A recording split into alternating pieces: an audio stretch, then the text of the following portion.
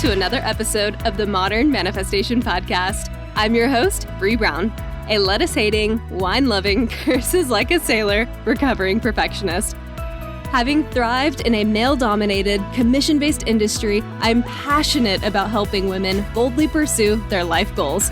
In this space, we build confidence with our mindset, manifestation, and spirituality. I believe that your life manifests as a result of who you are, not what you do, and that your personality creates your personal reality. Join this growing community to increase your net worth by increasing your self-worth. Now let's jump into today's topic.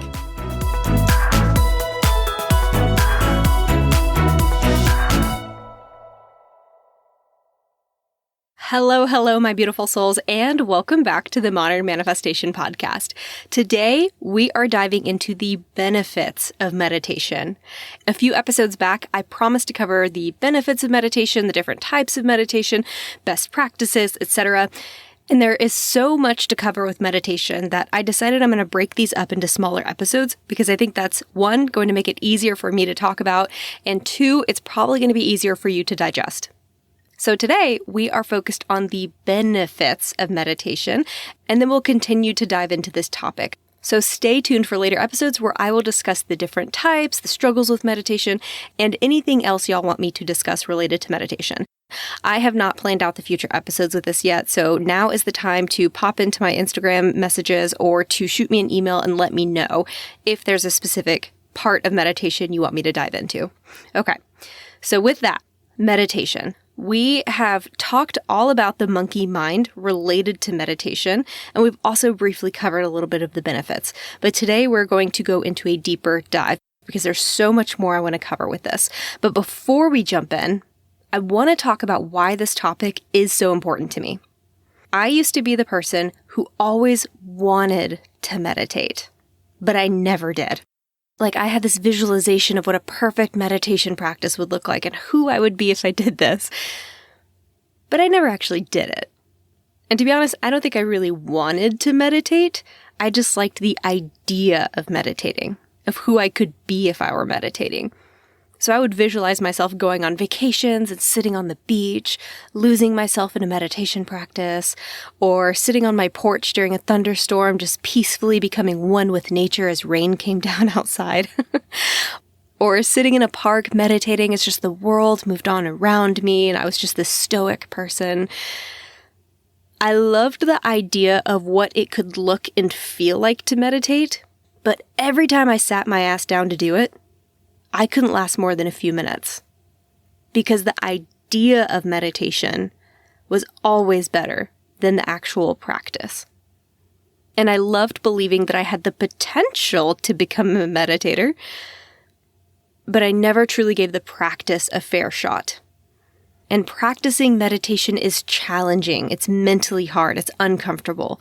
And I was not a fan of discomfort, so I resisted this.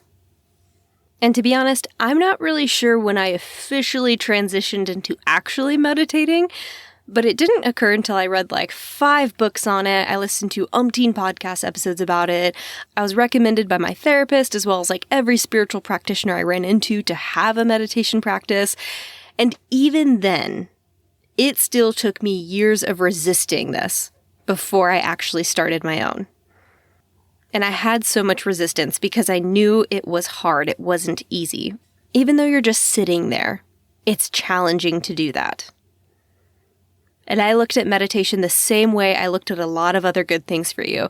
I looked at it the same way as if it were a vitamin or stretching or foam rolling. You know, all these good things that we know we should be doing. And I also wasn't about to start doing it consistently. But one day that changed for me. And one of the first books I read that really started to change my mind about adopting a true meditation practice was Dr. Joe Dispenza's Breaking the Habit of Being Yourself, and then also his book, Becoming Supernatural. The thing I love about his books is that Dr. Joe talks about what meditation does to the brain, to your neural networks, to the circuitry, and how this practice can influence your overall energy field. And anyone that's listened to my podcast long enough knows that I believe that we manifest our energy or our identities, and the best way to change our energy and our identity is to adopt a meditation practice. Years into it, I think that's like the one thing I can point to and say, this right here, if just everyone does this for 5 minutes a day, you will be amazed at the difference this will make in your life. So for me, I noticed the results after about 3 months or so of meditating semi-consistently. It wasn't every day at the same time. It wasn't the same amount of time, but semi-consistently, either every day or every other day. After about 3 months, I began to notice a huge shift in myself. Started small at first. It was like small little gradual shifts, but then they became more and more and more apparent. And these shifts were in my mood and in my reactions to things and in my general sense of happiness or perceived happiness. And not only that, but I was also able to focus better. And y'all know I have ADHD, so that's huge for me. But I was able to focus better at work. If I was reading something, I could read it for longer without having to stop and reread something. If I was trying to get a project done, I wasn't getting as distracted as easily. I was able to sleep better, which was huge, especially falling asleep. That's something I struggle with. I was able to get to sleep quicker with less stress involved. I was able to relax more in general.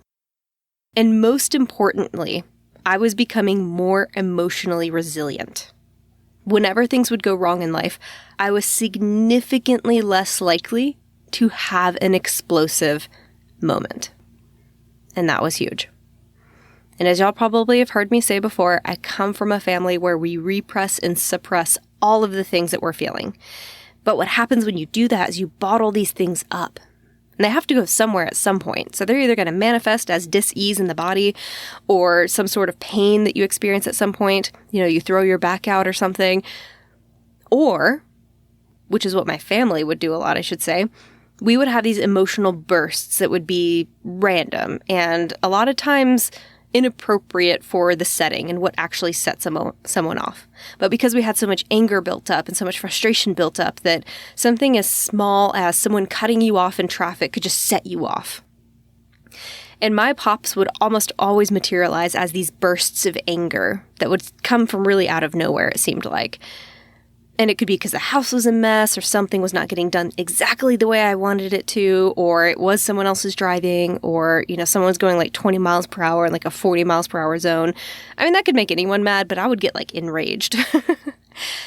And usually my outbursts weren't warranted, but they came on because I couldn't emotionally handle all of the negative emotions I was already experiencing in addition to whatever was occurring at the time.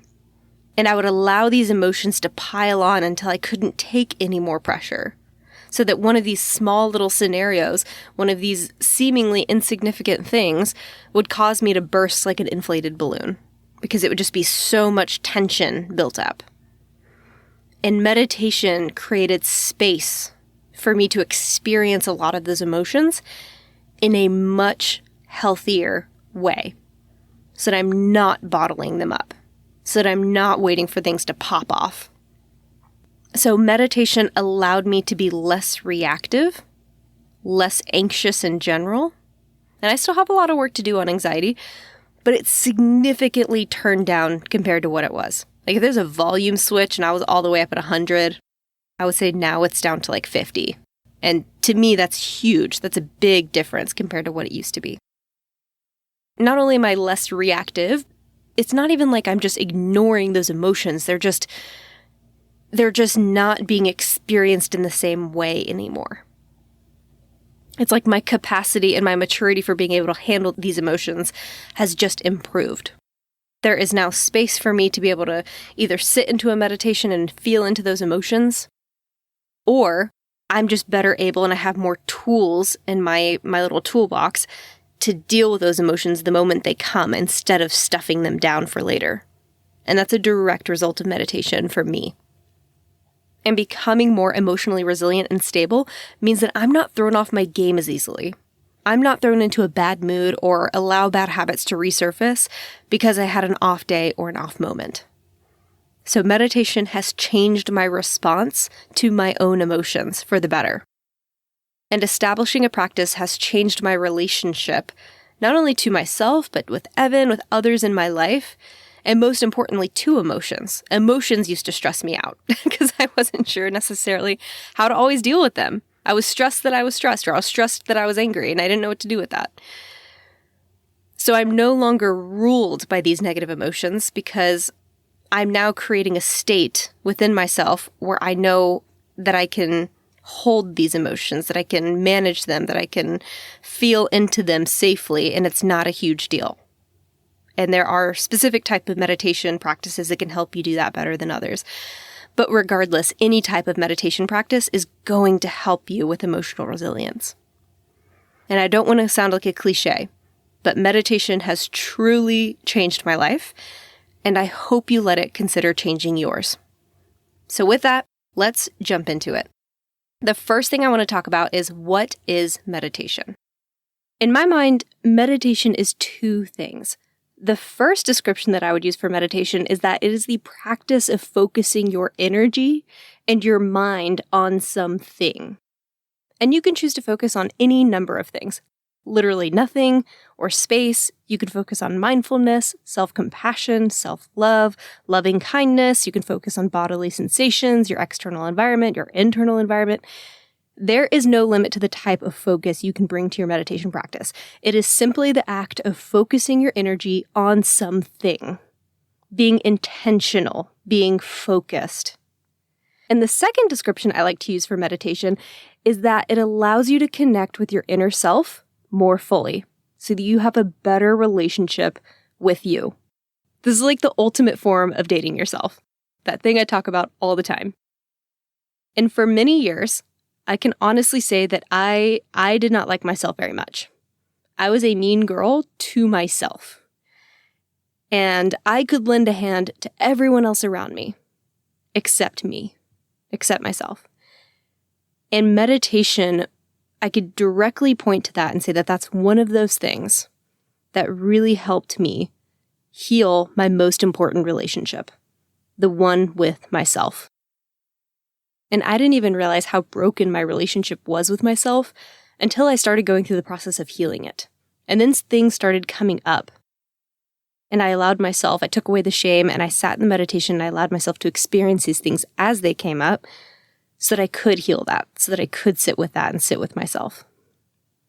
So meditation is more than just sitting in silence.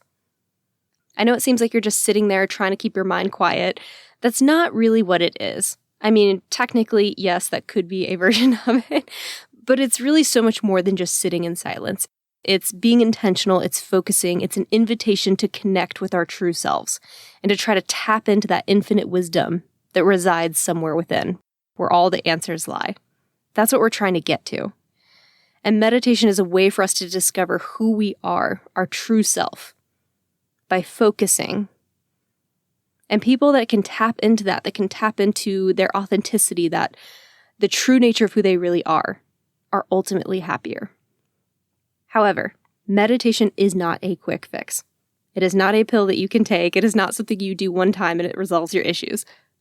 But it is one of the best tools we have for manifestation. And that is why I wanted to dedicate so many episodes to this important topic. It's kind of like if the rest of the manifestation tools were different types of meals, meditation would be breakfast, the most important meal of the day. It is the foundation for everything else to work off of for you. Meditation is like your vitamin, your stretching, your drinking of the water. It is that important.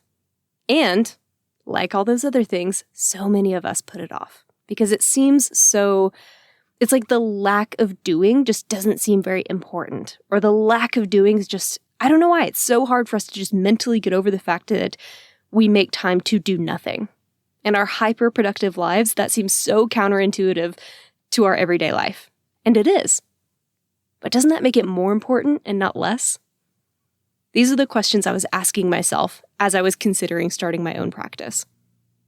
And yes, it might feel unproductive to an ego, to a self that has not fully acknowledged the importance of having a practice that requires you to focus on something. And just accept that and do it anyway.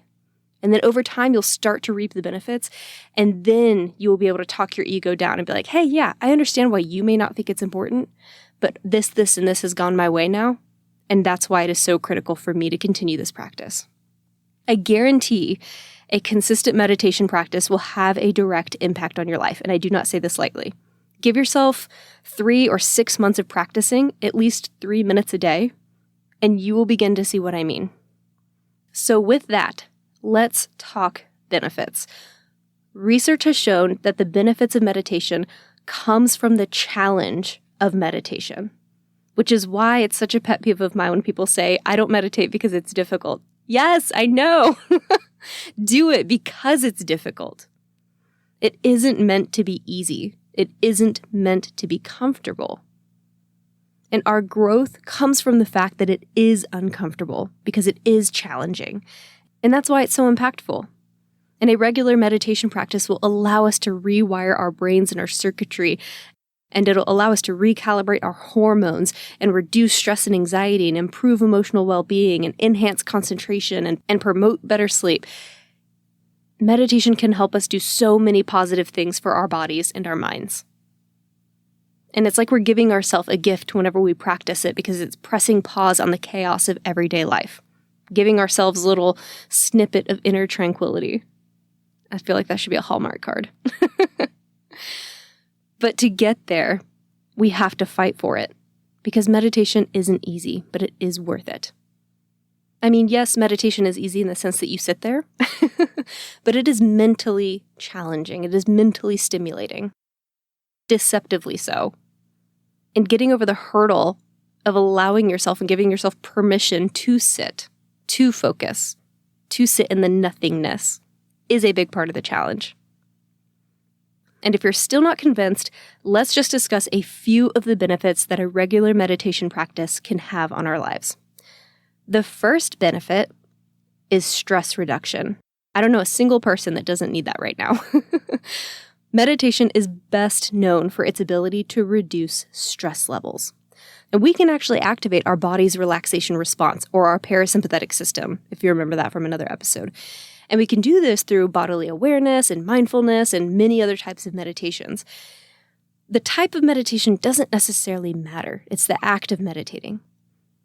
And when we do this, we're activating our rest and digest system, that parasympathetic system, and that can counteract the physiological and psychological effects of stress on our bodies and our mind by reducing the levels of our stress hormone, cortisol, in the body. So if you ever find yourself in a state of fight or flight, the best thing you can do, of course, as long as you're not in like a life-threatening situation, maybe don't be getting chased and then hit pause to meditate, not going to go well for you. But assuming that it is just something like a work deadline or something that's coming up that's causing you anxiety or stress, take 1 minute to stop and meditate. Break that cycle. Don't allow that neural pathway to continue running its course. And this tip, of course, has improved my mental health, but more than that, it's also helped keep me from making terrible decisions.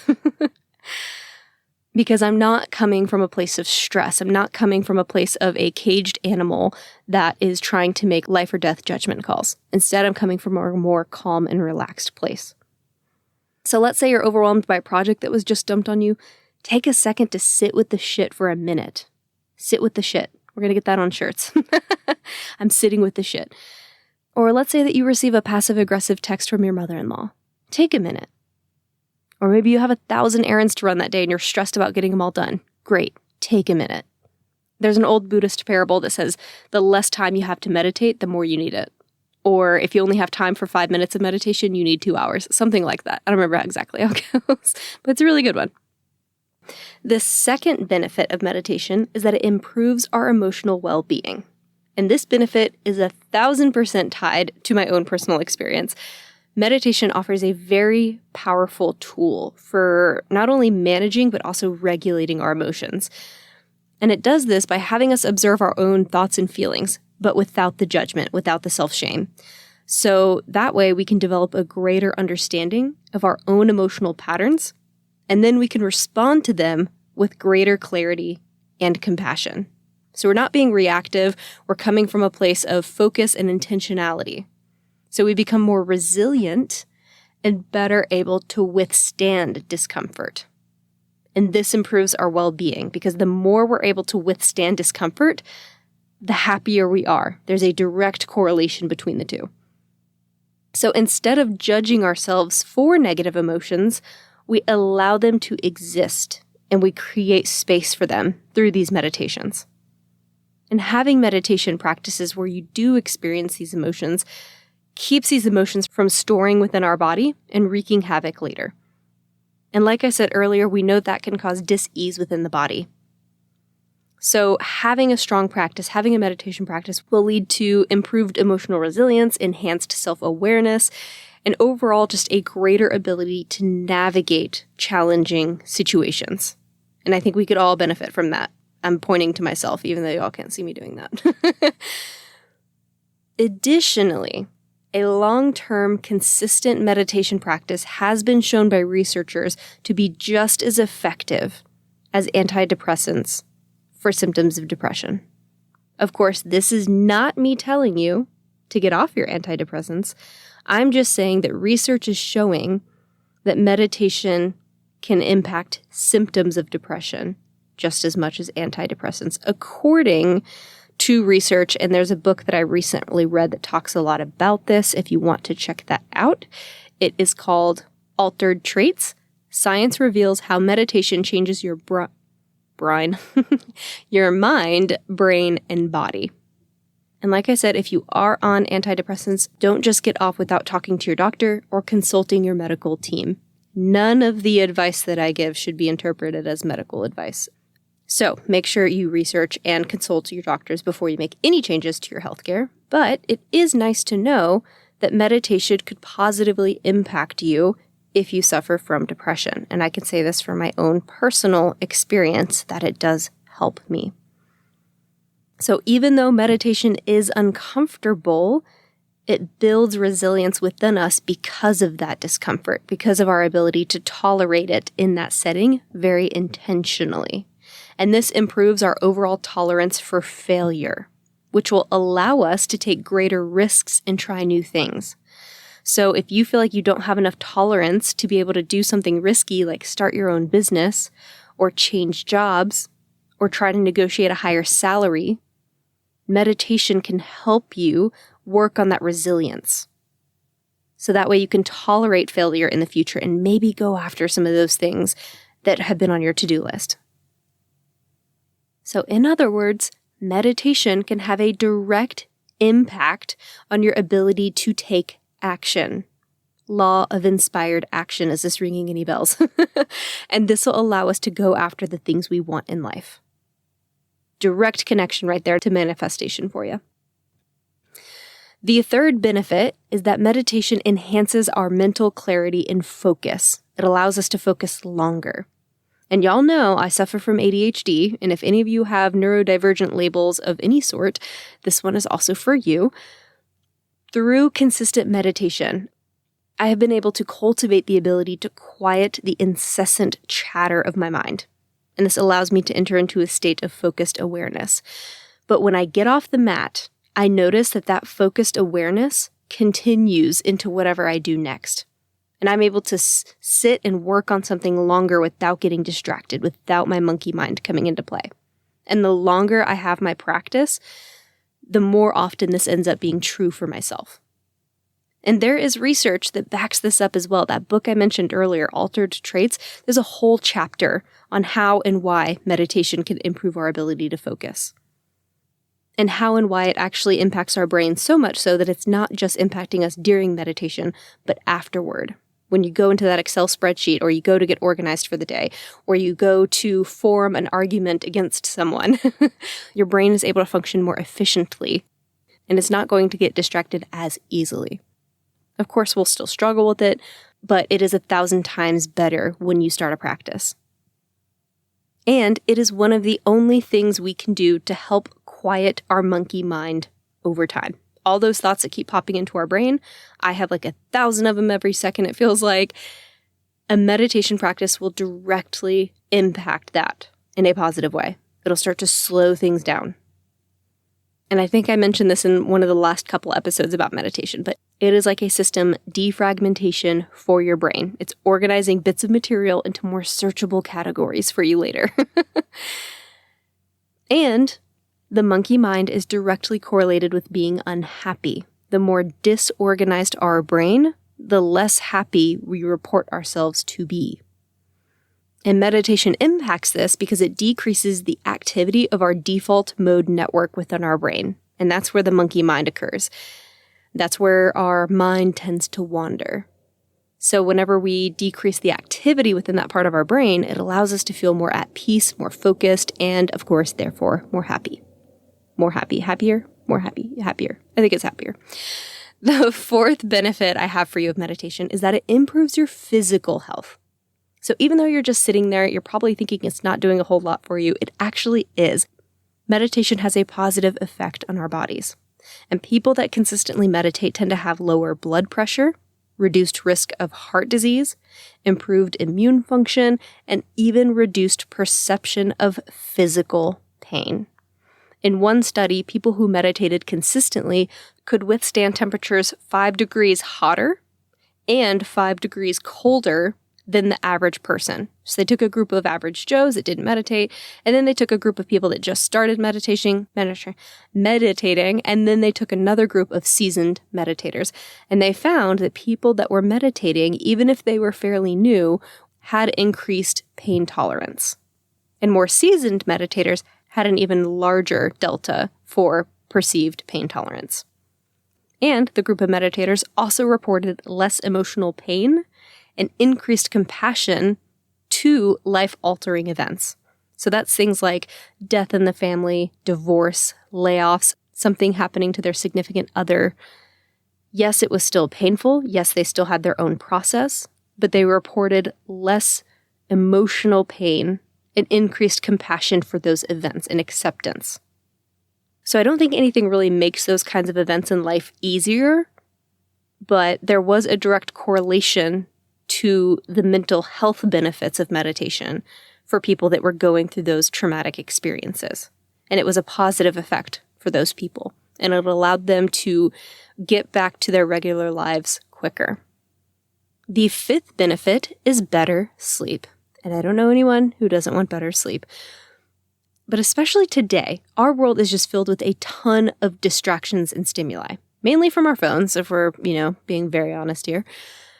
And because many of us have so much going on throughout the day, it's difficult for us to unwind. And therefore, we can struggle to fall asleep. We can struggle to stay asleep. But instead of reaching for that bottle of melatonin, take note that meditation can actually be a really powerful remedy for insomnia and other sleep disorders. And it can also improve our sleep quality and allow us to wake up feeling refreshed because it promotes relaxation, it reduces anxiety, it quiets the mind, and it prepares our body and mind for a restful night's sleep. So if you're not a morning meditator or an afternoon meditator, even just hitting the timer for 3 minutes right before you go to sleep might be able to help you go to sleep quicker. And this is something I actually implement every single night. I put one AirPod in my ear and I turn on a meditation using Insight Timer. And that is one of my favorite apps. No promotion, by the way. I'm not affiliated with them whatsoever as of the date of this podcast episode. Maybe one day I should reach out to them. Anyway, that is one of my favorite timers, Insight Timer. I want to say it's like $4.99 or something like that to download, but then you have access to all these free meditations. You can do a paid version, which is like, I think, $50 a year. But I just pop in a meditation every single night before bed, and I will listen to that, and it'll just rock me to sleep. And that is how I'm able to get over tossing and turning before bed. And added bonus points, if you just set the timer, there's a timer within Insight Timer that you can put on waves or birds or bells or like whatever your jam is. And I will just set it for 3 minutes so I can do that focused meditation first, which helps prep me for the sleep meditation that I do to help myself go to sleep. So that's also a little hack too. If you're worried about not being productive, maybe meditation is the thing you do as you're going to sleep or before you go to sleep. It'll still have positive ramifications for you. So there's a little multitask tip for you. The sixth benefit of meditation is it increases your self-awareness and acceptance. So this kind of ties in a little bit with your resiliency and a couple of the other ones I mentioned earlier, but it's also worth mentioning on its own because meditation encourages us to become aware of our own thoughts, patterns, and beliefs without the judgment. So pretty much our identity, right? Our energy. I talk about this a lot. We manifest our identities, our thoughts, emotions, and behaviors, and all of that culminates into our identity, and that's what we're manifesting more of. That's the version of us that is taking certain actions, which determines what we're manifesting more of. It's also indicative of our overall energy, who we are, how we're coming across to people.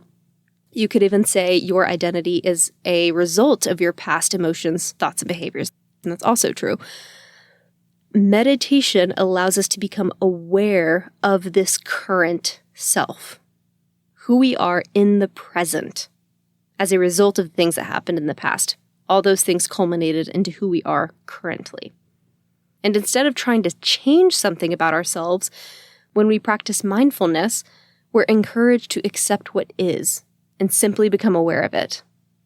And it's like I always say, once you become aware, you cannot help but change.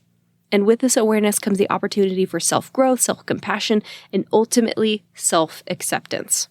And that right there is like one of the biggest things for meditation, for shadow work, for any of the self-healing stuff that we talk about. This one is a huge one for that. And also sort of tied in with benefit number 6 is benefit number 7, improving our ability to have compassion and empathy. However, not only compassion and empathy for ourselves, but meditation can improve our capacity to show and express compassion and empathy for others. So if you ever struggle to show compassion or empathy or to connect with someone when they're going through something, meditation can help you do that. And regularly engaging in a meditation practice can lead to greater empathy, kindness, a deeper sense of connection with others. And this can have a profound impact on our relationships. It can foster harmony, more understanding. And overall, it's going to give us more positive social interactions with other people because we will be coming from a place of understanding and compassion. And I have had people tell me before that they struggle with empathy, especially in the work setting. So if this is you, if this resonates, meditation can help you connect with that part of you. The 8th benefit of meditation is that it improves our brain function. And this is probably the most exciting benefit of meditation because I love to nerd out on this information. But science is finally able to show us through fMRIs and EEGs that meditation has a direct impact on the structure of our brains for the better.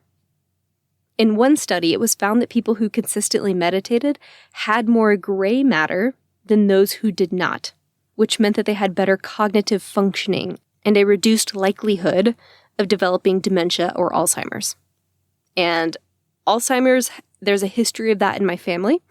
So this is a study that I was very interested and very excited about because there's still debate about whether or not it's hereditary. Even so, the environment that most of our ancestors were exposed to is not that much different, if not even better than our current environment. So I think as we deal with environmental impacts and we deal with trying to get a lot of these chemicals and things like that out of our body, out of our environment, it's very important that we think about things like dementia and Alzheimer's because there is a direct correlation with environment, or I should say a polluted environment, and Alzheimer's dementia. Or I should say the likelihood of developing dementia and Alzheimer's. So I feel like meditation is a way to help us fight back some of the things that we can't really control. We can control our environment a little bit to an extent, but at the end of the day, we can't really control 100% what we're exposed to because we're outside, we're inside, we're at work, we're in all these different places where we don't have control over what cleaning products they use or what's in the air or who smokes nearby you or any number of things, or even what's in your food when you go out to eat. You don't always have complete control. And so meditation can be one of those things that you add to your lifestyle to help counteract a lot of that exposure. And meditation has also proven to preserve our brains better as we age because it enhances our connectivity between different brain regions. It also increases the size of our hippocampus, which is responsible for learning and memory. And then it also decreases the size of our amygdala, which is the part of our brain that's responsible for fear, anxiety, and stress. It also improves the connection between our prefrontal cortex, which is the part of our brain behind our forehead, which is where reasoning comes from, and our amygdala, which is responsible for fear, anxiety, and stress, so that we're less reactive and more reasonable when faced with challenges. And this very much ties into a lot of the other benefits I mentioned previously.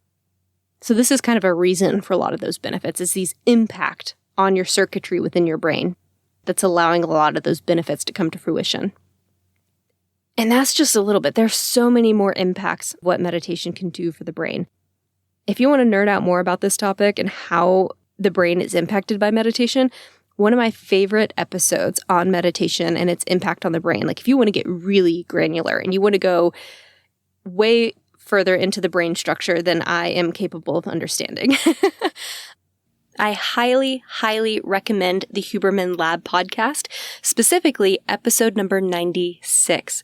Dr. Huberman is a neuroscientist who has a lab at Stanford where they have actually studied the impact of meditation on the brain. And everything he covers in that episode is fascinating. Again, it's episode number 96.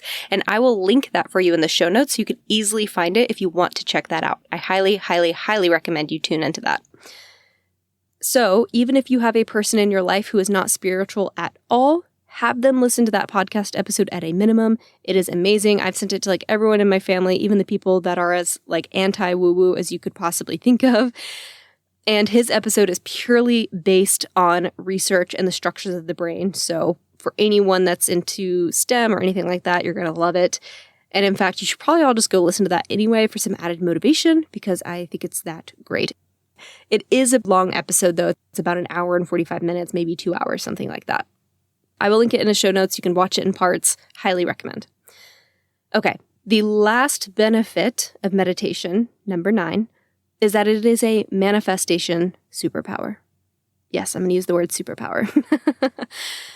I believe that meditation is a superpower for manifestation because not only does it help balance our nervous system and make us more resilient, and all of the other things that I already mentioned, but it allows us to focus our intention and our awareness on the things that matter most to us. And I can't think of a single thing that would be more beneficial for manifestation than that, because it's directly tied into visualization and imagining a life for yourself and focusing on the parts of your life that you desire, that you want. It also allows us to calm down that monkey mind. So instead of allowing ourselves to get distracted by the million things that pop into our mind throughout the day, we're better able to control those thoughts that come and go.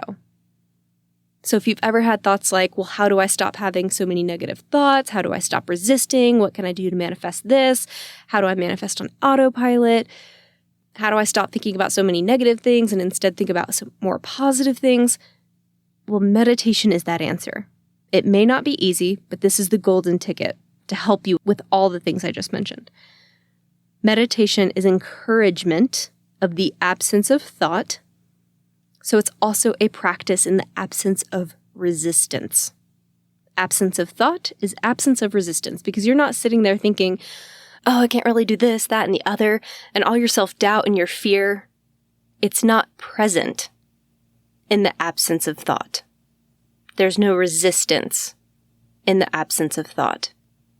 So meditation creates an opening for allowing and receiving for manifestation.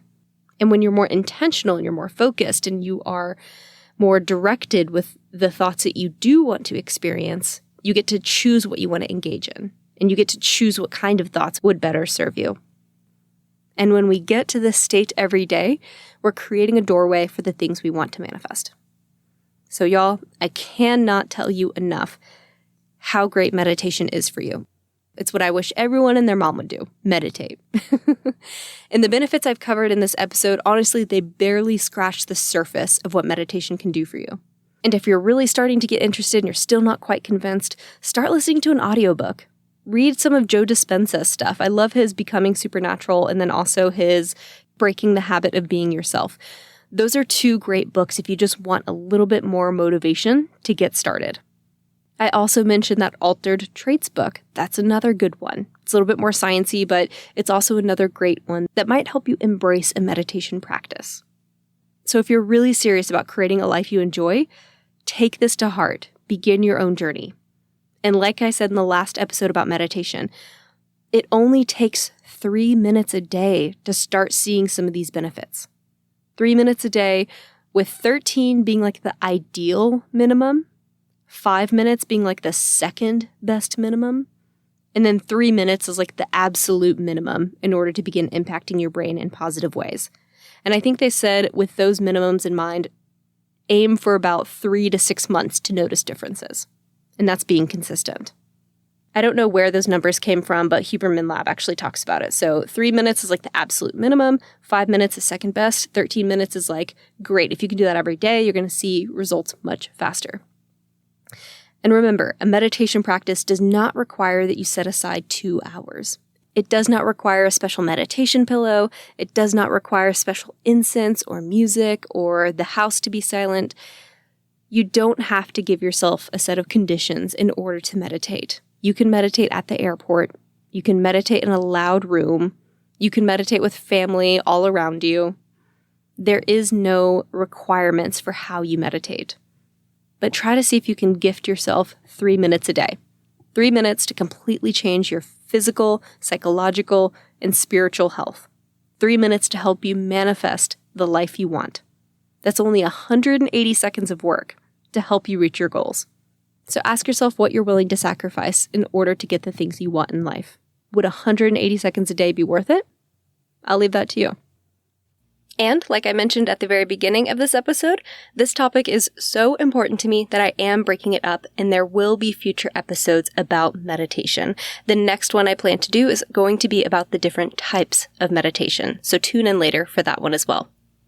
Thank y'all so much for hanging out with me today. Have a fantastic rest of your week, and I will catch y'all in the next episode. Until then, go out there and manifest some miracles. I hope y'all enjoyed today's episode. If you want to check out the show notes, head over to www.themodernmanifestation.com/blog. If you're loving this podcast, please drop me a review, share this episode with a loved one, and follow me on Instagram @modernmanifestation. I love y'all so much, and thanks for listening.